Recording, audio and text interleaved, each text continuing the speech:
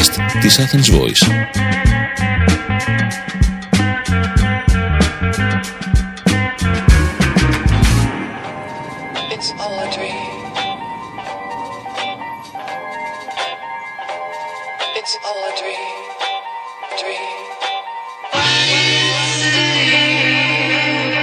Hello dear listeners, this is Ραφαέλλα Ράλλη and this is Εύη Σπανού, and we would like to welcome you to another episode of our weekly podcast.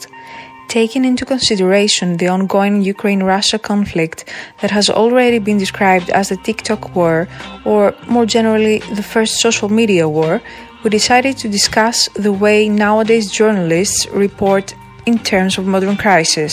At the same time, we would like to refer to the web tools they use in order to get their job done. So, this week's topic is reporting on front lines, how social media modified the way of broadcasting. What can I say?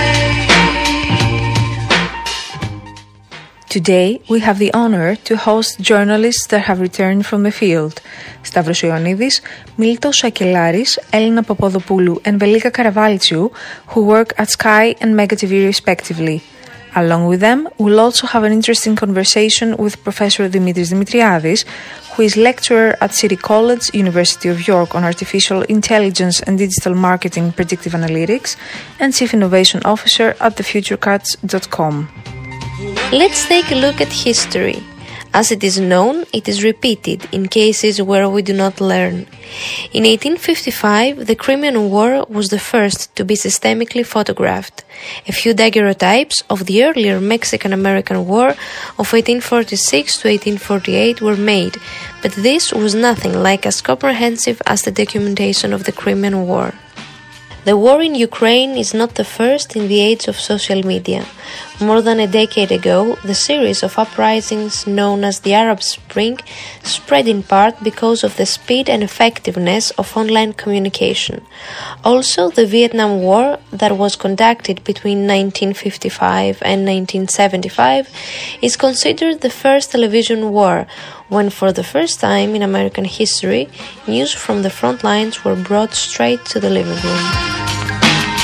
I still don't see why. I'm not so sure because, on one hand, of course, there was a digital war, mostly before the actual war, before the 24th of February. But when the war started and when we had actual battles and troops dying on the battlefields, and then it became a real war. So the digital war was not anybody's concern anymore. And I don't think that if either side, let's say, wins the digital war, or will it mean something in the actual war? Because Ukraine has lost a lot of land, a lot of people, of course, Russia too. But this is the actual war. I think the impact of a real war is still more significant, more important than a digital war. I don't think that it's right to talk about the first digital war. There is an ongoing hybrid war that started at least 10 years ago. Trolls existed before the war. We shouldn't forget that during the last years there are several reports about cyber attacks in a lot of countries. Most of the hackers, as we know so far, are based in Russia or China. Even during the Arab Spring, they also used social media, digital media. Mm-hmm. So maybe it was the first European digital war. There is an ongoing digital war from day one. Not day one, before the day one. It was a digital war between not only Ukraine and Russia, between Russia and US, EU. It was a digital war before. It won't stop even if the real war stops today or tomorrow morning. What about the daily routine of the journalists who were reporting from the field? Let's take a minute to listen to what they have to say. So my daily routine, every day was different than the other because we had to adapt to that situation. After the war started, we had to plan our routine every morning. We were trying to figure out what's going on outside, to monitor through social media and through all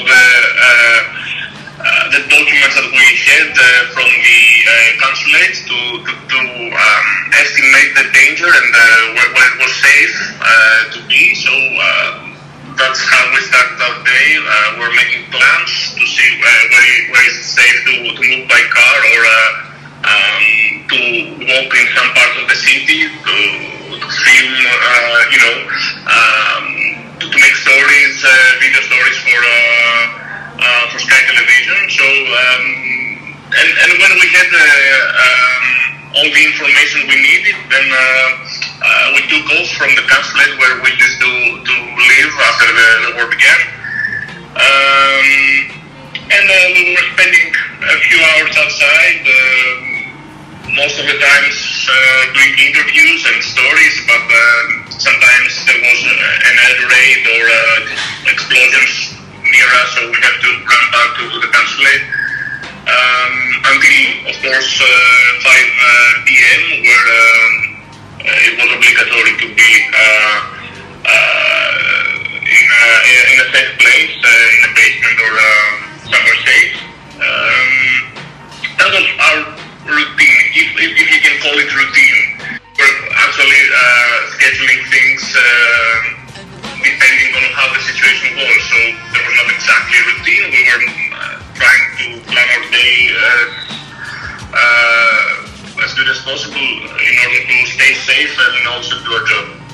First things first, the original plan was to cover the refugees crisis in Siret, in Romania, next to the Ukrainian borders. But a few days later, my general manager called me and proposed to me to travel to Kiev and cover the war. At first, I was immediately stressed, but finally I decided to do it.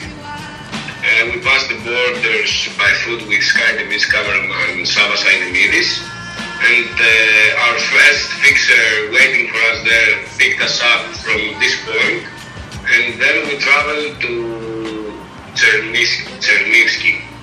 This is the first big city near the Ukrainian borders. The thought that had conquered my mind was why Dimitri didn't want to travel with us to Kiev by car. His answer was that he was afraid to do so, and he told me that this idea looked like a nightmare to him. So the safest way was by taking the train from Lviv. So it finally happened. We traveled for 11 to 12 hours of the night until we reached our final destination, Kiev. I remember the day when the Russians attacked that Irpin district.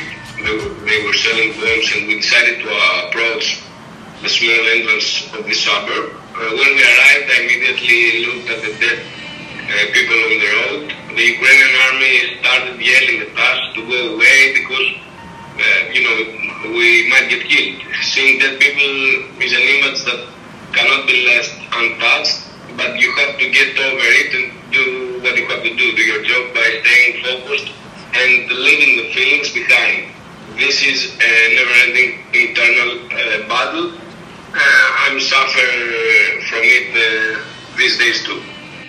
I was in Romania at the borders, the Romanian borders with Ukraine. My daily routine. I was waking up at 6 o'clock in the morning for the broadcasting, then reporting, then broadcasting again. At the borders, at the refugee camps. I went to some of the houses that were hosting Ukrainians refugees, and then again reporting, broadcasting until 2 o'clock in the morning. Firstly, I went to the Polish-Ukrainian borders where I met hundreds, thousands of people who had just evacuated their places, and they went in Europe for a safer future, to Germany, Poland, even Greece. Some of them, they came here in Greece. My second stop was Lviv. Lviv is a really important city for Ukraine.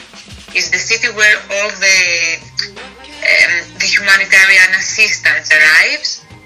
Lviv is the city where there are many mercenaries from Europe, from Canada, from America, people who are there to fight for Ukraine, to help Ukrainians.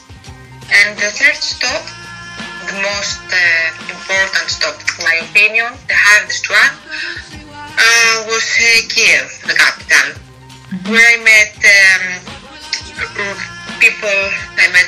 people who has just lost their family, women who had just lost their husbands, parents who had just lost their children.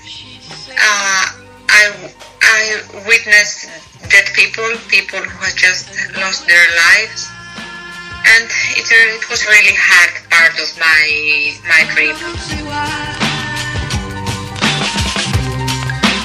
Reporting on wars, in fact, has never been an easy task. The technological revolution of the last 3 decades has linked human experiences and interactions more closely than ever before. Around 2/3 of the world's population, 4.9 billion people, now have access to the internet, a number that has risen significantly during the coronavirus pandemic by around 800 million new users. An estimated 4.4 to 4.6 billion of those use social media such as Facebook, YouTube, Instagram, TikTok, and Twitter. However, this tide of unfiltered or barely filtered information is immediate and constant.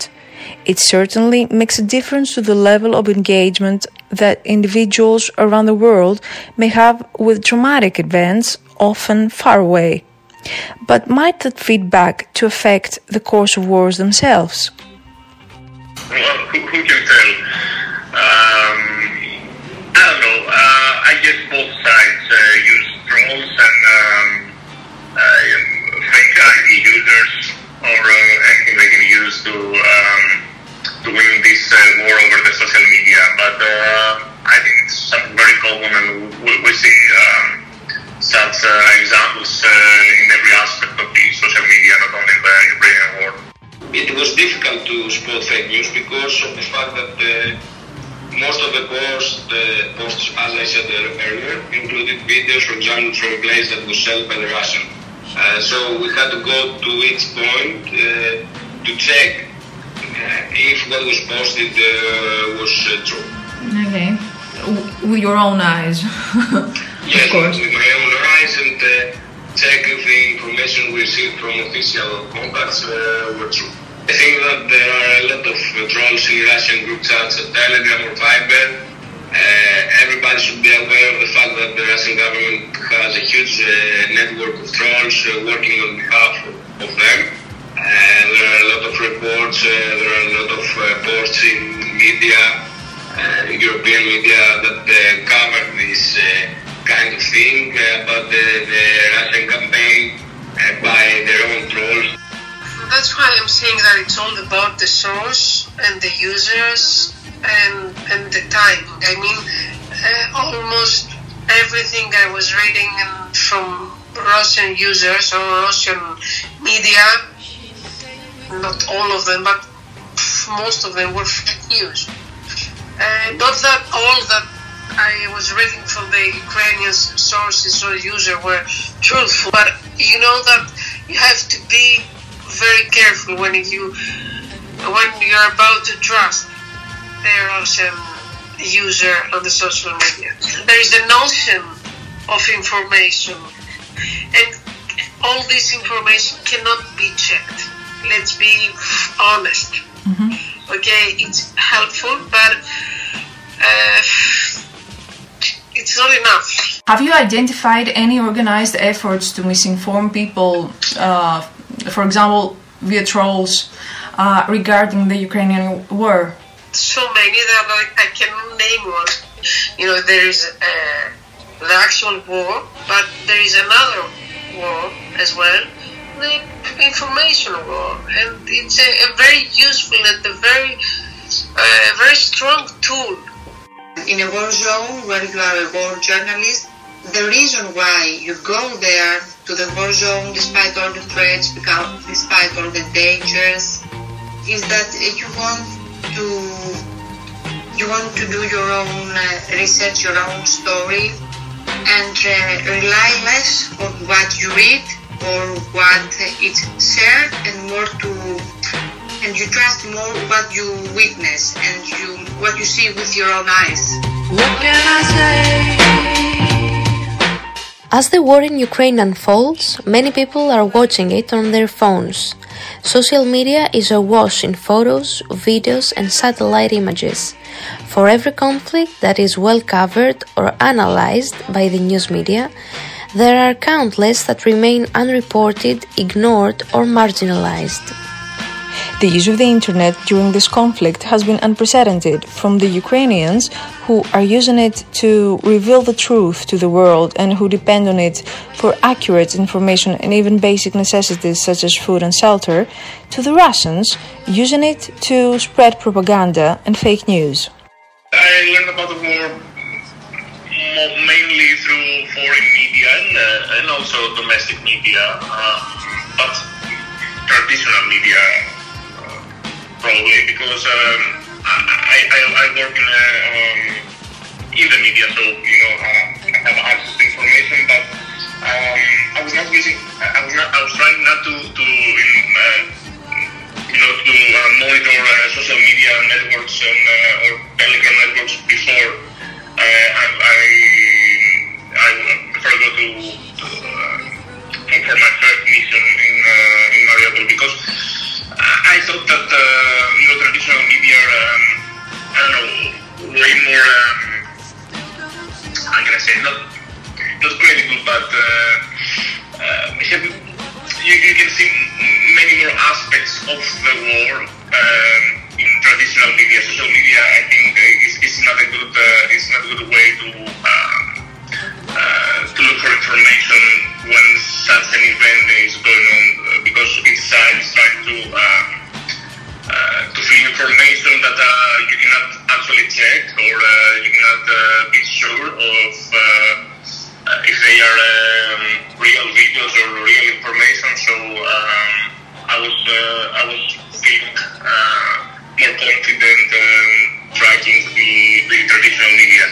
I was mostly using Telegram, which is a media, a kind of media we do not use in Greece, but out there is very popular, and all the government, the Ukrainian government is using it a lot, the authorities as well. So it was a good source of information, but we always had to check 2 or 3 times if this information were right, and the same thing was with images and videos that were flowing the net. So it was, I would say, I could not trust Telegram 100%, but it was kind of reliable.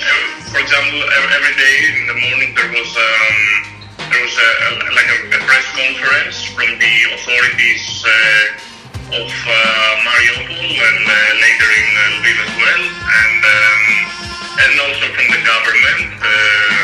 The vice president of the Ukrainian government was giving a press release every morning regarding troops movement, losses,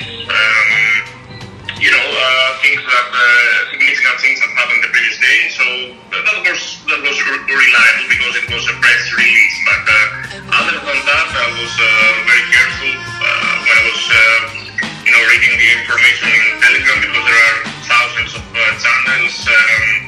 Some of them are supposed to be military channels, others are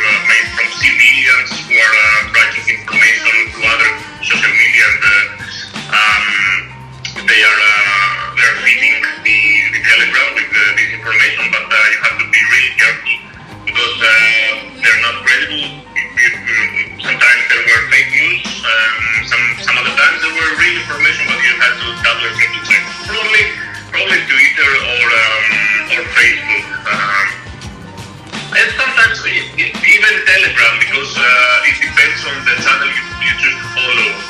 There are that is a difficult question because you cannot be I don't know. You cannot tell for sure whether they were feeding fake news or real information, because there are thousands, tens of thousands of channels in this media feeding info about the war, and you can never tell actually. You just have to check every info, and sometimes it is very difficult to do so because, for example, I was watching images and videos from places that only the Ukrainian army had access, so I could really not check the authenticity of this footage because there were not even networks in the areas that these videos were supposed to come from, so there was no way to check the authenticity and tell if it is fake or if it is an actual footage of a military operation, for example. For us, that we were there, but for colleagues back in Athens who were doing video stories and they were using incoming media from all over the world, yeah, probably they were helpful, but not for us down there. That I was going to Kiev, I made a list of contacts, representatives of the Ministry of Defense in the mayor's office, Vitaly Klitschko. Furthermore, I sent that to a lot of Telegram group chats in order to receive information about the points that were hit by the Russians. Telegram was sometimes really useful, and this is the only application I used during the war. Sometimes social media could be used by trolls or things like that.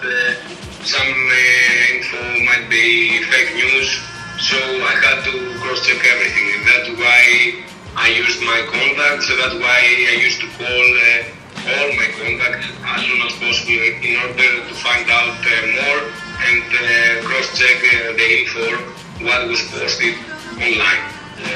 Yes, there were a lot of interesting facts posted in social media.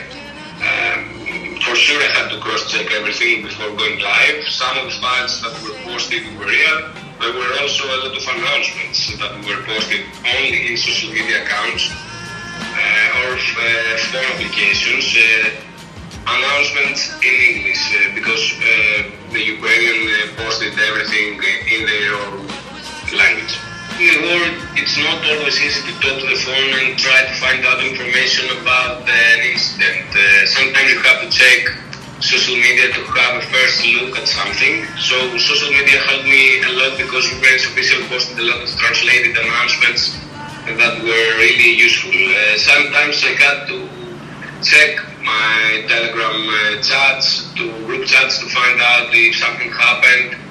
Because there was some days we had curfew in Kiev, so for example we used to hear explosions, things like that, but we couldn't go out and check everything. So if nobody answered our phone calls, so we had to check Telegram and then wait if there's an official announcement. I was being informed through via all these sources, social media,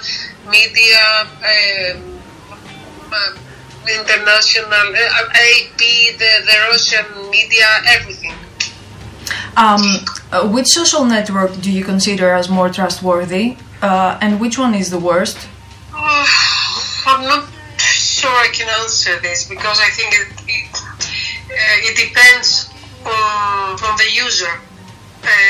I don't think that there's a bad or a good social media. The social media that I use more often is Twitter, okay, but I don't think that there is a worse or better. It's all about the source and the user. When I was in Romania, I was trying to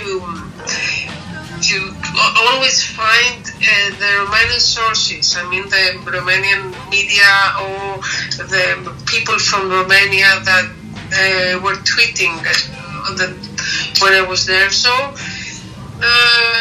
no, I think that everything, I have to think about it, I think that they were all real. It happened. as a war correspondent, what I was doing is doing my own research.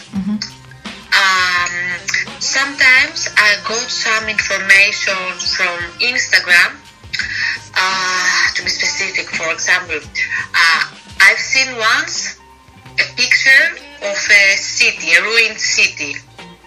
The picture was really, it was interesting, so I decided the next day to visit the city that I see, and it was really worth it.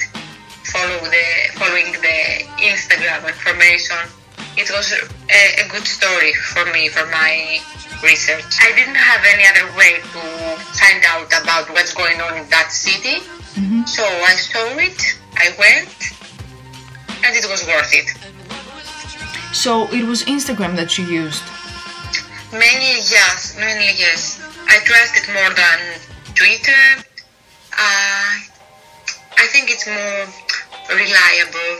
Always I had to double check. I had to do my own research. Today fake news is unfortunately a way to exercise power and eventually to reach a goal, and that both for Ukraine and Russia. But in the way I use social media, and especially Instagram, for me it was useful. It was really useful. In the intervening years, smartphones have become better at capturing and streaming events in real time. Ukraine is a story of paramount importance. The amount of live tweeting by professional international reporters, local media and just regular citizen journalists who are posting images, videos and description of military movements may also be unprecedented. Large numbers of Ukrainian civilians are taking up arms to defend their country against Vladimir Putin. They're also deploying their mobile cameras to document the invasion in granular detail. The war has become content, flowing across every platform at once. Well, I think sometimes it does help a lot. We saw that in the crisis, the Ukrainian crisis, because most of those footages from the besieged cities or from the combat zones were filmed by civilians. There were many facts that are going to be used as evidence of crimes of war that were solved by civilians. So in some cases, it's I don't know. It is very important to have civilians doing, let's say, journalistic work, but sometimes, of course, you can be deceived because there is still a problem about checking whether something that a civilian is feeding is actually true information or is it fake. You need to be very careful with that. I think that when a civilian posts a video or a photo, we should always cross-check what we look at. We should also report on every site to verify if something is true or not. It's really easy to make a mistake and publish fake news. And the only way to avoid the situation is to cross-check everything. I think that civilian posts might be really useful, but you have to cross-check everything. It's interesting. I think that sometimes it's tricky. What I mean that not everybody that can take a video or take a photo or tells his opinion on social media is a journalist. So I think that we have to define civilian journalism from social media user. War crime is something hard to prove, difficult to prove. So I'm just saying that justice is the only that will decide whether war crimes have been committed in Ukraine. If their justice is going to use social media or not, I don't know. Social media, Twitter, Facebook, YouTube gave a advocacy to the democracy, and all these networks are a tool for giving power to the people. So for me, social media alone may not be capable of instigate widespread change, but they undoubtedly play a great role in the citizen journalism. The internet, and in particular social media's critical role in armed conflict and civil unrest, is not new, but something slightly different may be happening with Russia's current invasion of Ukraine. Social media is merging with rigorous traditional journalism to provide historic public visibility into the conflict. That dynamic is, in part, why some are calling this the first social media war. In many profound ways, the ubiquity of smartphones in Ukraine and continued internet access dramatically bolsters the capacity of traditional news organizations. While disinformation and propaganda remains rife, raw footage captured by civilians and soldiers, coupled with careful efforts at verification and corroboration, has the potential to overcome many of the challenges of war reporting and to pose challenges for information control by nation states. Professor Dimitriadis can enlighten us about what is really going on. Misinformation, yes, misinformation. Yeah. Right now we are living in an information warfare. So we have from the beginning of seeing the concept, the example of the Arab Spring, for example, or seeing examples of the Russia and Ukraine tension, which has a long story back than the latest invasion. We understand that, of course, inside social media or citizen journalism, we can have disinformation, and disinformation can play a significant role on how we perceive a certain situation. But for me, people, and of course, journalists must be alert in order to tackle disinformation and understand the actual context. But not only the approach, official Russian government accounts has been found to be amplifying pro-Russia disinformation on Twitter many times. So, meanwhile, the Ukrainian government has more than 2 million followers, and they already support campaigns, even on blockchain and crypto campaigns that use in order to have a military campaign effort and fund their operations. We can reduce fake news first with digital literacy, with news literacy, because social media has become a primary source of information for audiences around the world. So it's critical to make sense of what on which accounts can spread misinformation, what is relevant, what is actual, what is strategy, and what is actual news. And now we are living in a mass communication and political communication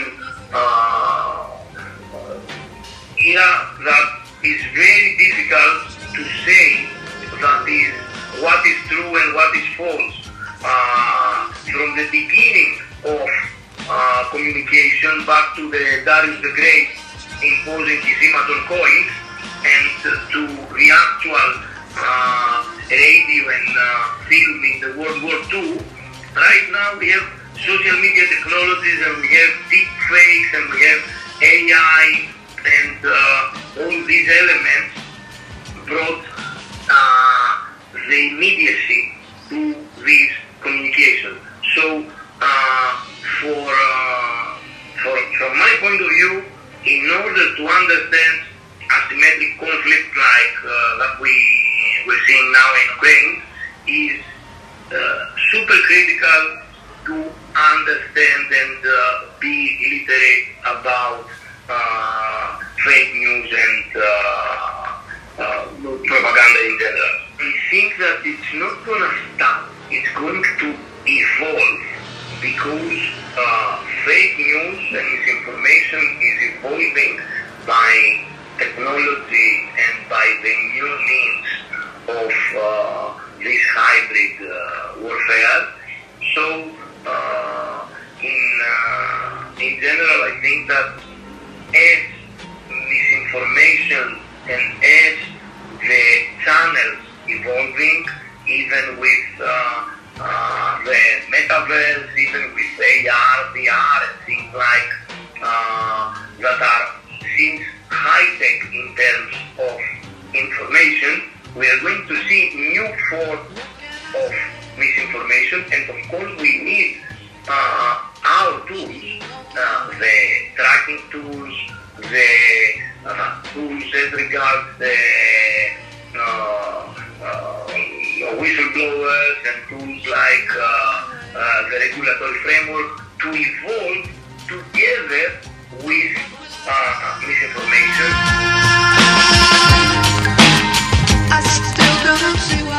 But how useful social media can be in reporting and how fake news can be reduced? Is there any advice that inexperienced correspondents could follow by default?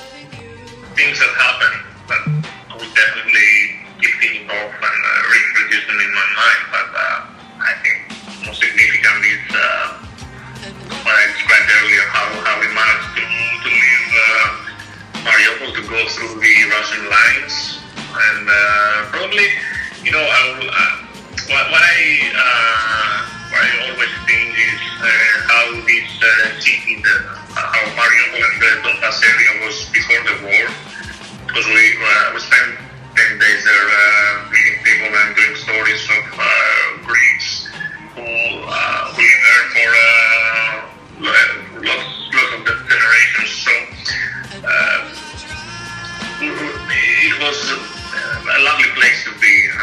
There were very generous people, very polite people, very proud people, but I think all of that maybe doesn't exist anymore, or it's definitely changed. So what I'm always thinking is that I would like to go back when the war is over and see what's left of that.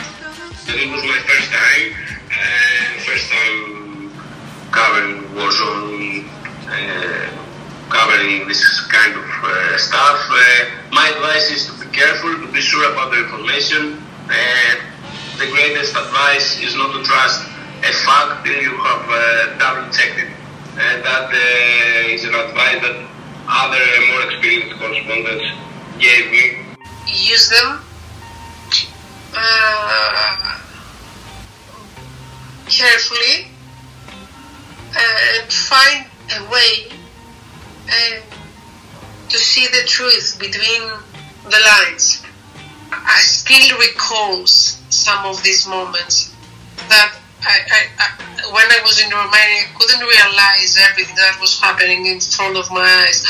Of course, I was there and I knew what was happening, but you cannot feel the same way because you are broadcasting and you have to be there very concentrated. So now sometimes I recall some faces, some expressions. It's like, some pictures in my mind, but what I will never forget is that, your life can change from just in one moment. A woman, her name is Olga. As she told me, Russian soldiers make her husband die in a really hard way. They made him put off his clothes and then they shoot him. She was lost. And her image is something that I will never forget. What advice would you give to inexperienced war correspondents regarding social media?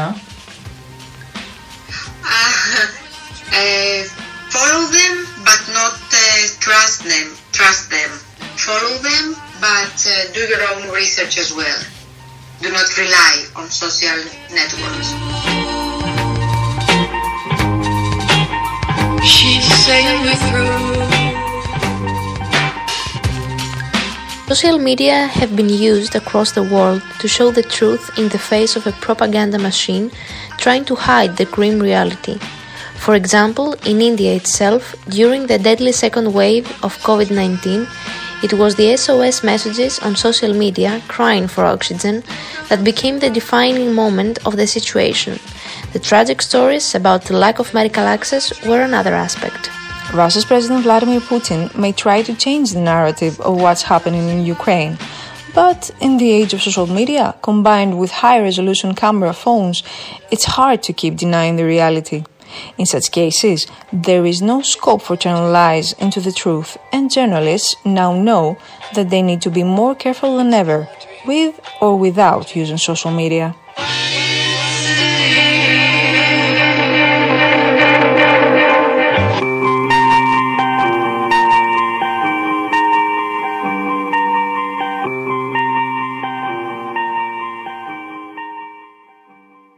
Since time flies, that was all, folks. It was Ραφαέλλα Ράλλη. And it was Εύη Σπανού. We would like to thank you and see you on the next episode.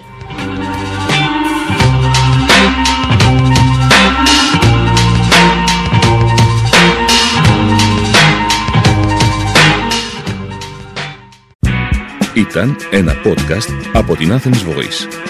Μπορείτε να ακούσετε τα podcast της Athens Voice στο athensvoice.gr και στο Spotify, στο Apple Podcast και το Google Play Music.